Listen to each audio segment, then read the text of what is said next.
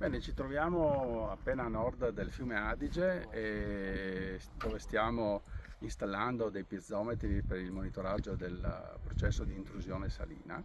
Intrusione salina che è un processo che affligge gravemente tutta l'area dalla laguna di Venezia fino al delta del Po. È un'area che diciamo, è grosso modo intorno ai 2-3 metri sotto il livello del mare, con delle punte che arrivano anche a oltre i 4 metri.